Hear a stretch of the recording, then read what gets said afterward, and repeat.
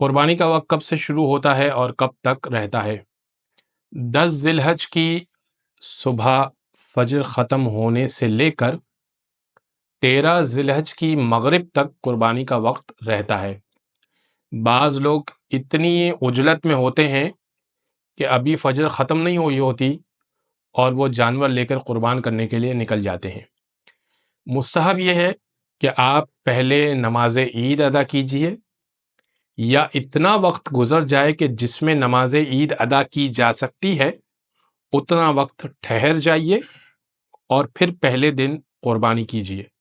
حاجی حضرات کے لیے 4 دن عید کے رکھے ہیں پروردگار نے، یعنی وہ 4 دن تک 10، 11، 12، 13 ذی الحج اور 14 ذی الحج اس پہ وہ قربانی کر سکتے ہیں۔